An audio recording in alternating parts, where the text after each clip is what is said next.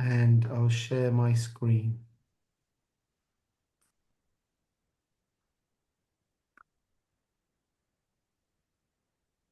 Okay, so just to give you a little bit of a backstory to us, we started FIDA Worldwide, and it's sort of a collective of I'd finished my MA and I at the Royal College, and I'd seen there was a sort of a route to market for people that were sort of lost in between graduating and getting to industry, and how do you navigate that space, and giving people an opportunity or a way to hear from others of maybe their journey, how what they've done in their sort of experience in their market, and sort of me giving back to people as a person who's worked in education and worked in industry, and how to survive the industry, how to earn a living, little fundamental things like this.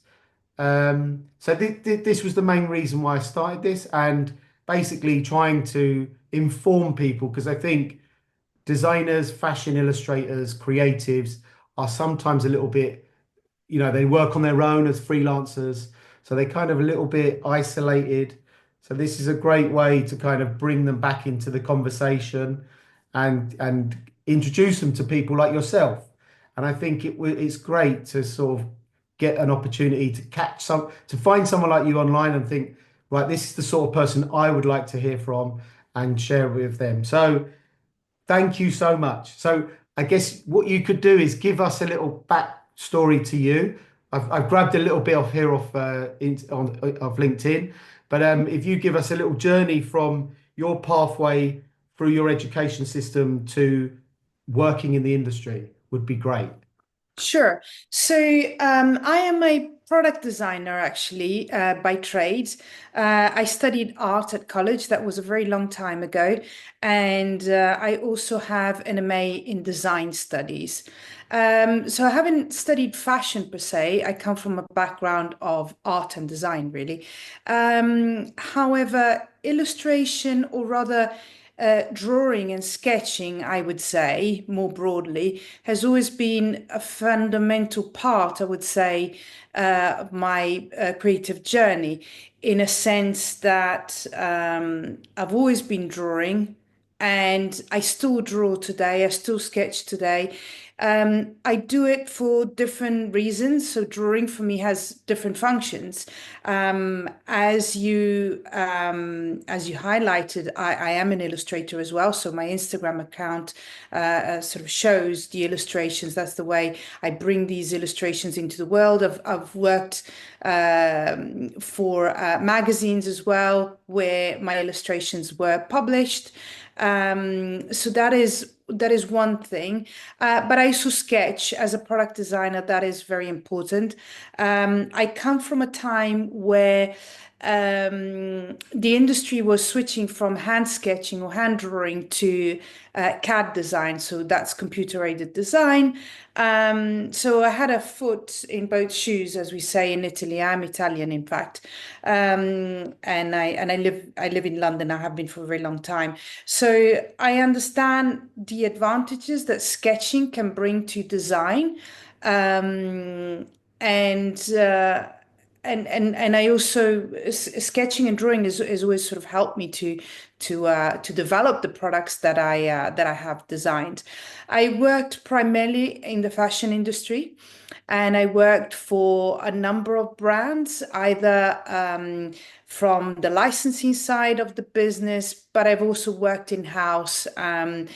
I now am a design director for an eyewear company called Mondottica, and prior to that, for a few years, I was also working in-house at uh, a fashion house. I worked at Victoria Beckham for many years, designing their eyewear and jewelry. In fact, I also worked in other designing other product categories aside from eyewear, which is my main experience. And I developed shoes, handbags. I worked for Burberry for some time as well. And the beginning of my career was in Italy, really, because that's where I grew up and that's where I lived up to, a certain, period of my life, in a sense. So yes, illustration is one thing that I do, but I also use sketching and drawing for, the design of the product that we do. So I also use sketching to sort of explain, in a sense, the product that I'm designing, so the glasses that I'm designing. And that's really in a nutshell what, where my experience comes from. Yeah. And we'll come on to your sketches because they're the things that we're going to share. But Sure. it's in because I guess the big conversation is people having an understanding of drawing and I guess education having a sort of missing that sector. I work with an Italian school, Marangoni, Okay, and yeah. at Marangoni, it's sort of the basis of their learning system. That part one is the fundamentals of drawing. So it's quite important, I guess, they've kept that element to it. Where I know a lot of other universities are starting to move away from drawing. I spoke to FIT, and they've totally got rid of drawing. Stephen Steepleman, who's an amazing illustrator, he was saying they've moved to Clo 3D. They've eliminated drawing from their whole system. They're going pure high tech, and I don't know what your thoughts are on that because obviously you've got Italian roots, so the drawing, classicism, classical art, good understanding. I don't know what are you seeing because we had a speaker come in recently to one of our colleges, and he was saying that there's a real gap.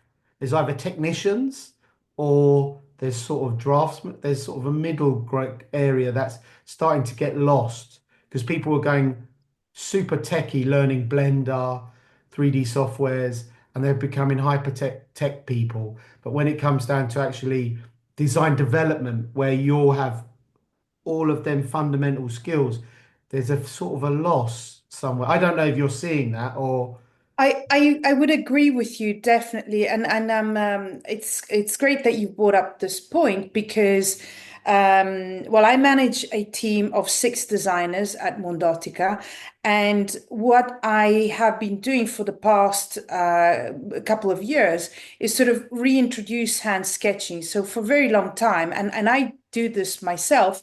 I work with illustrators, so I work with a computer program to design the product that I design. However, I think it's a big mistake to separate hand sketching and sketching from CAD design. It's sort of, I think it's really reductive to think that one is better than the other, because for me, both have always been yeah, complementary. I'm good at designing because I'm good at sketching, hopefully for other reasons as well. I know the product as well. I know the manufacturing. So all of these aspects and yes, sketching is definitely one of them. Really enrich the abilities that the and the skills that designers can really bring to the job, to a company, to their own brand as well. So it's very important for me that the two go together. It's not to the exclusion of CAD design either. I think there's a lot of merit in that. But definitely I would not exclude, and I would definitely sort of champion and promote hand sketching and illustrating. So that's something that, as part of the mentoring and the training of my team, which is a relatively young team.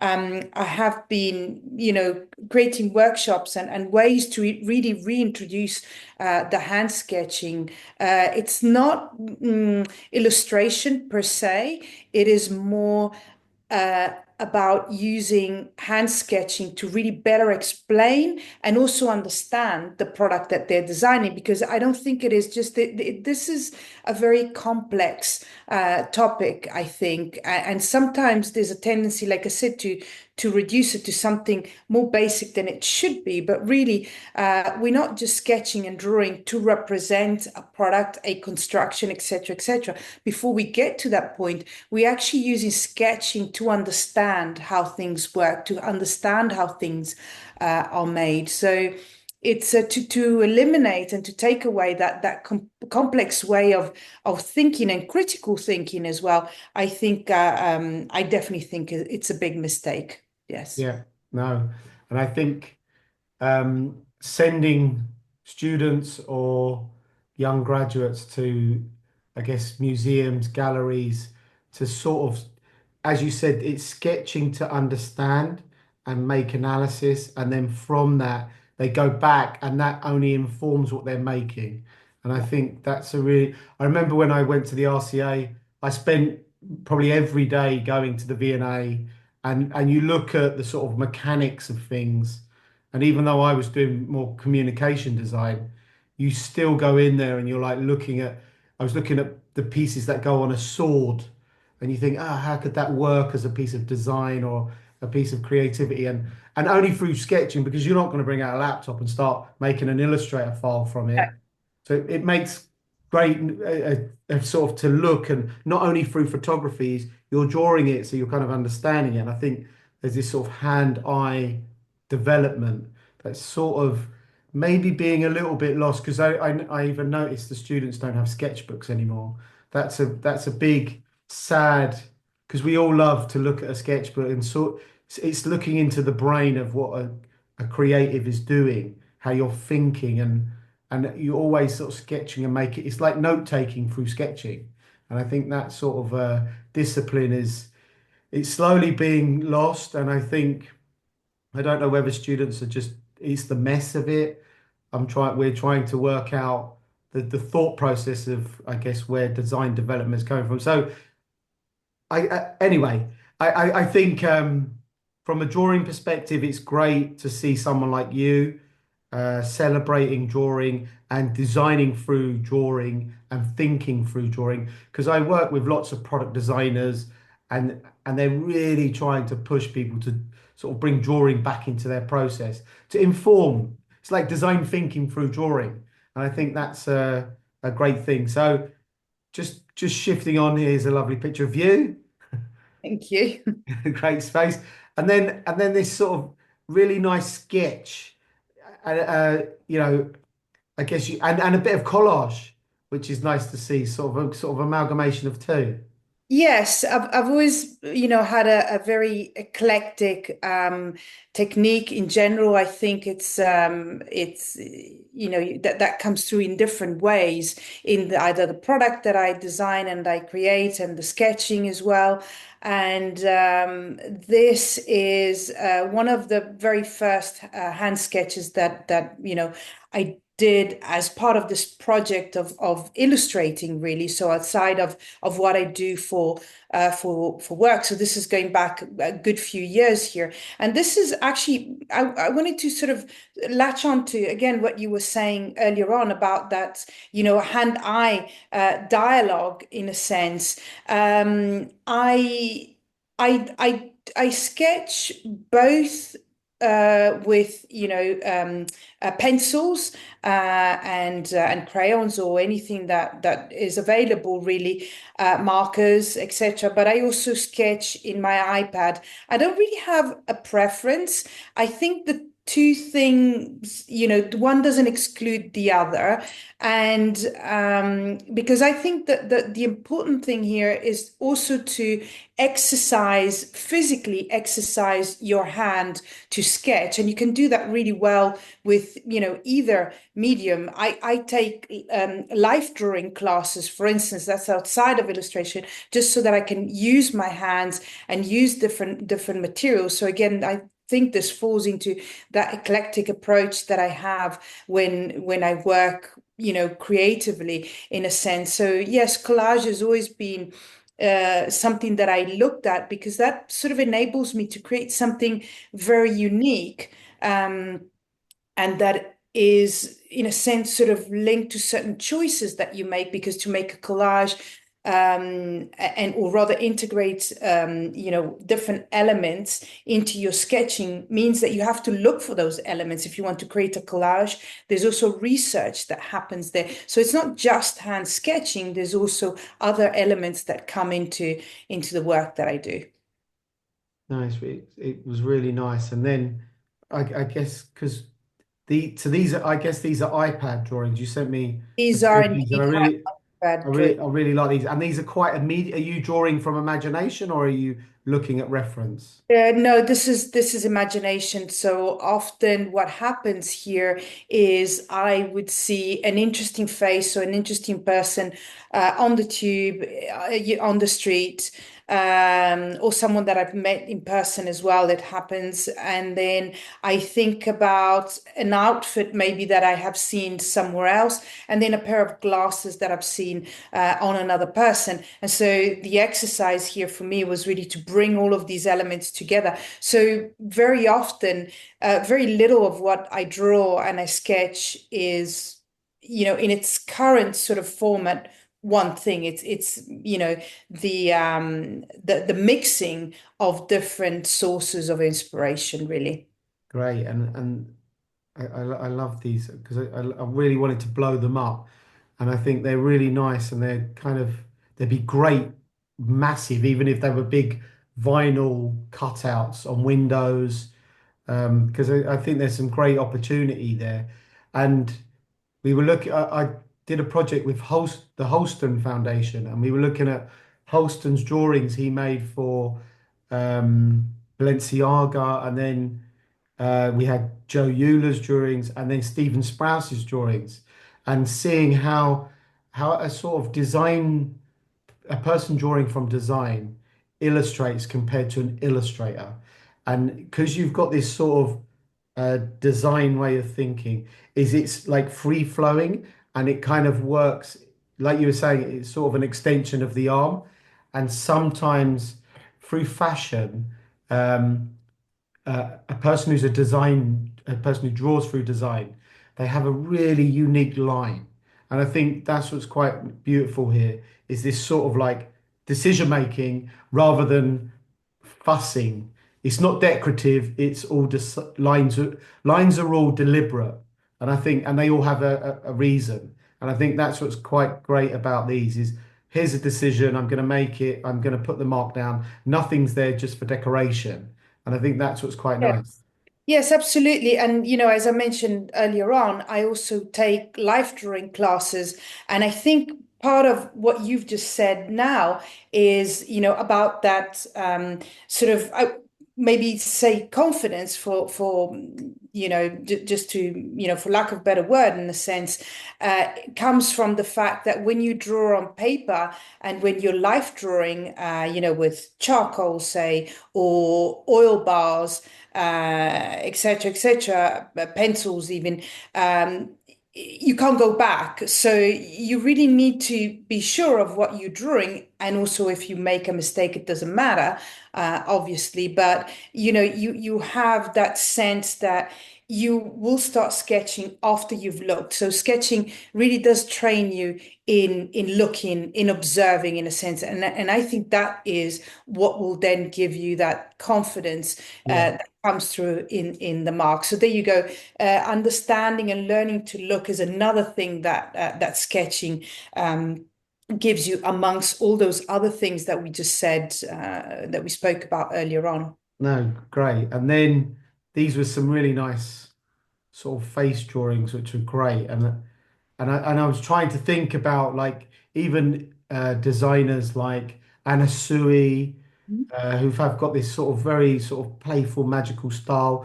And I worked with another Audrey Schilt, who was the design director for Ralph Lauren, and seeing this sort of immediate line drawing and using the imagination and thinking of these characters, and I think that was always it's totally different the mindset of a designer compared to an illustrator. An illustrator is almost trying to re-perfect what's being drawn, where you're going, no, the design has a purpose. So it's a really different process. So I guess I'm trying to get across when people kind of look back at this. And I'll also be showing this because I will have like product design students from maybe Marangoni and other schools who watch this, and we're trying to get them to kind of understand the grapple of drawing and drawing through design, and also like cool hunting, this looking for the figure or the muse who will wear these glasses, because that, I guess that really helps then sell the idea. Yes, absolutely. These sketches are just, well, some of them were published actually in an eyewear magazine, and some others are just, just for me to share with the world on my Instagram account. And really, what I wanted to you know, bring to life in a sense, or re-bring to life was, some really interesting people that I had maybe seen on the streets, or create someone interesting as well. Like I said earlier on, by mixing various, elements that I've seen on maybe different people as well. So really creating something imaginary. But yes, of course, the I am mindful that my experience as a product designer will inform as well the way that I illustrate. In that, when I design a collection or a product, I think about the mood, I think about the people that might wear it. So yes, it's never for me an exercise in perfecting what I have created and what I have designed. It's about creating something new through the medium of illustration, for sure. Yeah, and it gives it a sort of uniqueness because you're just drawing rather than what's the sellability factor and Exactly. things, the artistic value. You're like, I'm drawing. Drawing is something I enjoy, and it's part of my work process. And I think that sometimes actually draws out originality. And I think that's the pit where some illustrators that we see, because they're so focused on is it going to be have commercial value, the actual drawing, that it almost becomes a pastiche of the past. Where here we see, like for me, these feel original, unique, and yours. And I think that's what's quite nice about them is that they really operate under their own guise, and they are yours. So when I see these, I'd only remember you now. And I Okay, think that's that's nice to what's hear. yeah, Yeah. because I see I see thousands of drawings, and we look at so many, and then you kind of can go, oh, well, that looks a little bit like this person, this looks like this, the Picasso or whoever it is, we're here.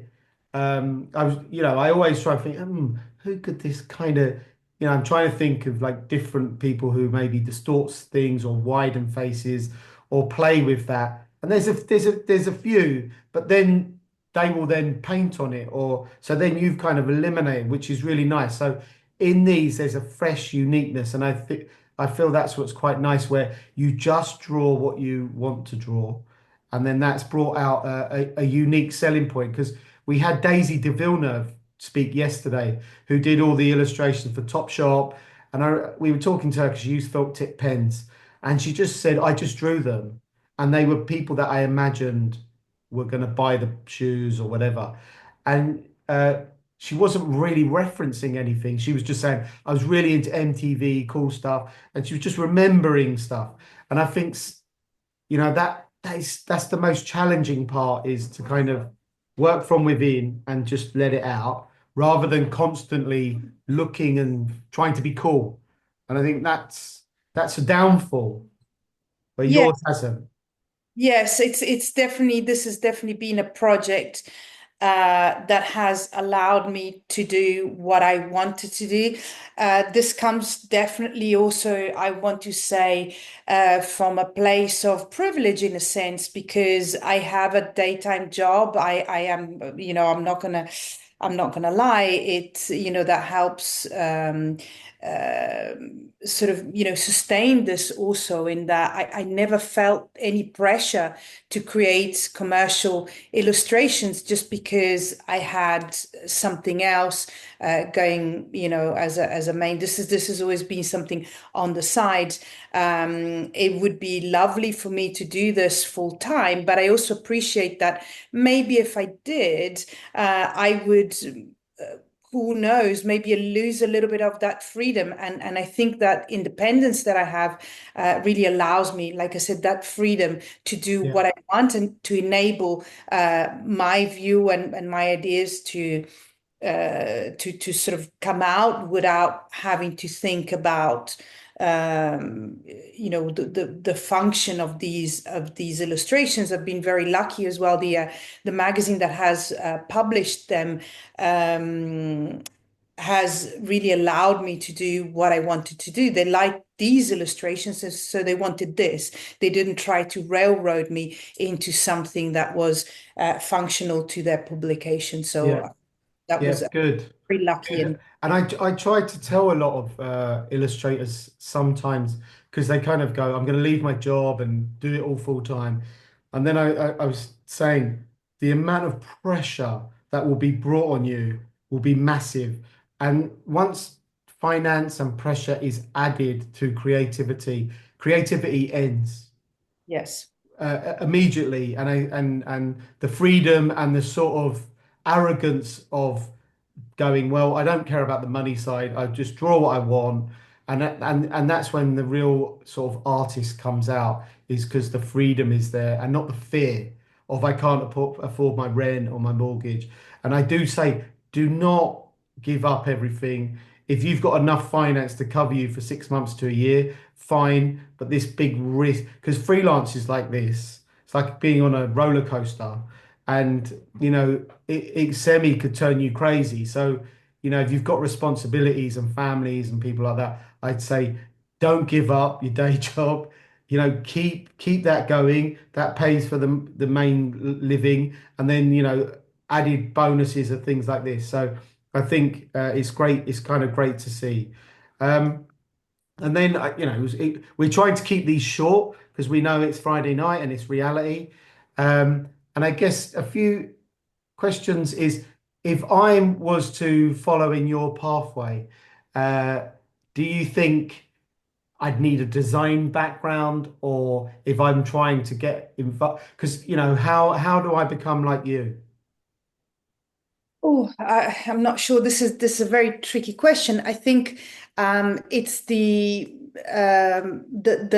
accumulation, in a sense, and a layering of different experiences that have brought me to where I am today. And I think also the fact that probably the use of sketching and drawings applied to different, with different functions applied to different with different objectives, let's put it that way, has enabled me, I think, to develop that style that is distinctive of my work, I suppose. I would just say maybe sketch and sketch a lot, really practice a lot, and also take the time probably to look. I would say take that time to pause, look properly, understand what you're looking at before you start sketching. You do need a moment between the watching, the observing, in a sense, and then when you put pen to paper or charcoal to paper or watercolor, whatever it is, whatever medium it is that you use to draw and design. So I think looking and observing is sometimes a really undervalued part of the process. So that would be my piece of advice, I would say. And just before we go, um, for your first job, uh, when you did your portfolio and you were applying for your first sort of design job, was there lots of drawing in it, or was it a combination of technical stuff? Was it an amalgamation of both? It was mainly sketching and mainly collage.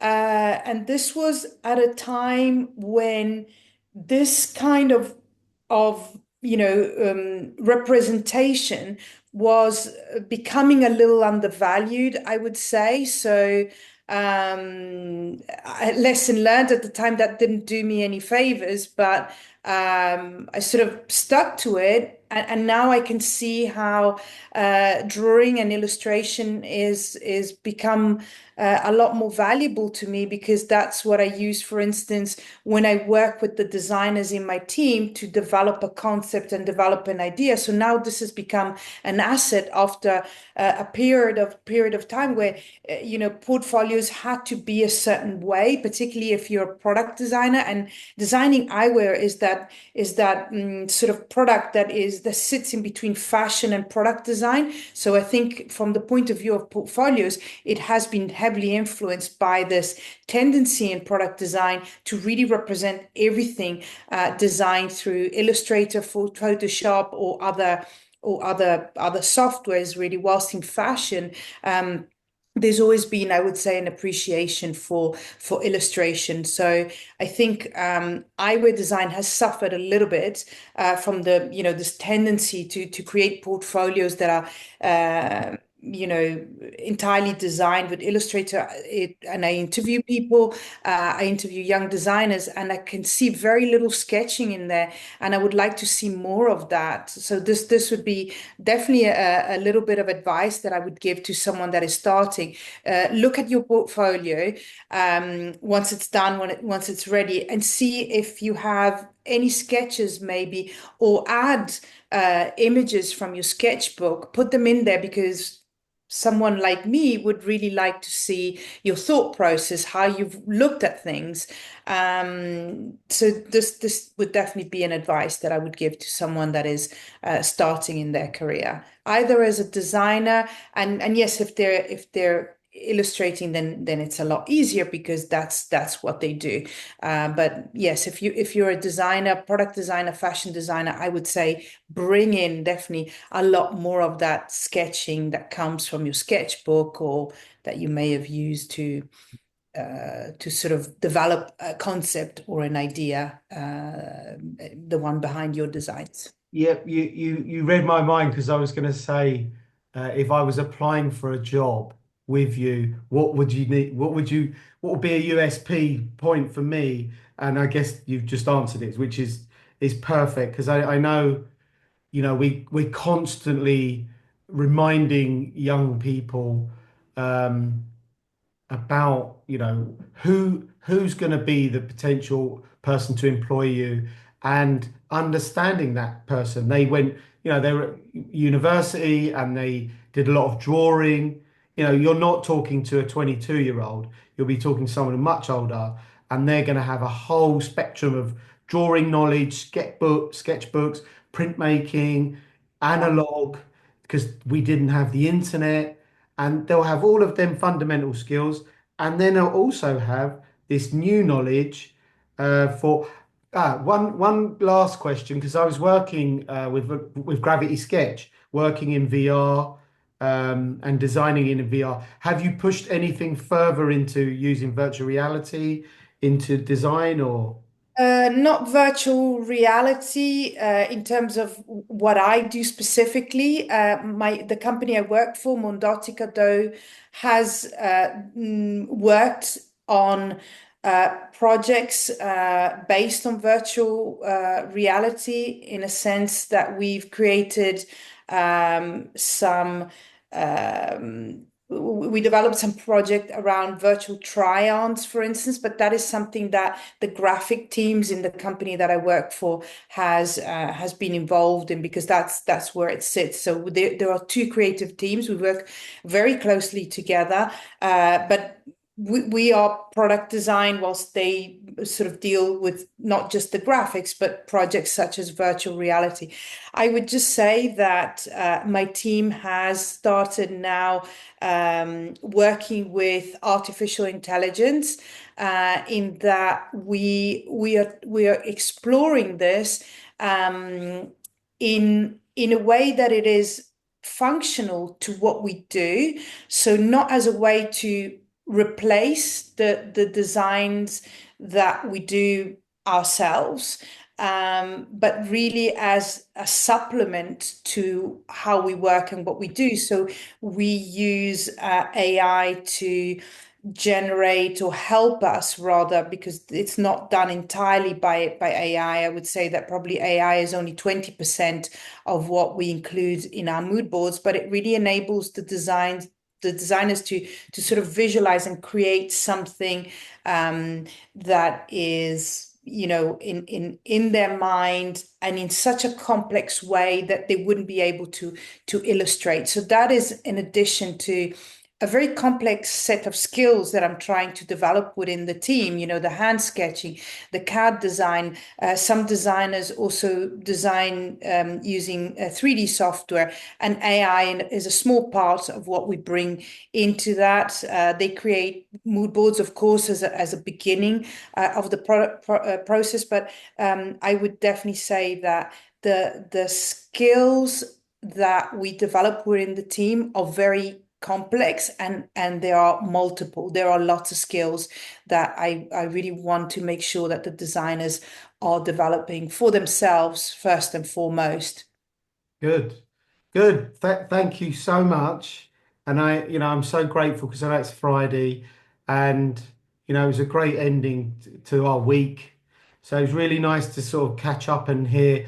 And it's the first session where we've really spoke about drawing through education. So it's kind of really mapped in quite nicely because everyone's spoke about their skills and ability, but it was really nice to hear that sort of thought process of drawing through design, drawing through learning, and also a young talent coming through how to think differently. So, I'm so lucky to speak to you, and hopefully, fingers crossed, we'll speak again. And you never know, you come in and see us at the university and have a look at. We're in Fashion Street.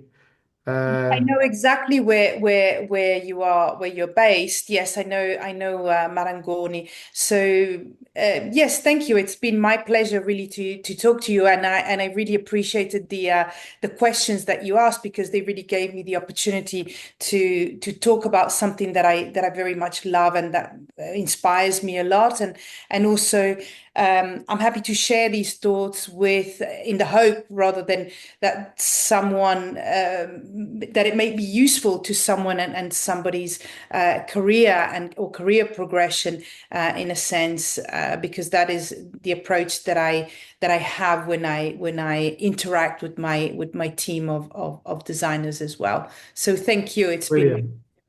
Thank you. So have a lovely Friday night and have a great weekend. And thank thanks you, for Patrick. everything. Brilliant. Enjoy Thank the you so much. weekend. See you. Thank you. Bye. Bye Bye bye. bye. Bye bye.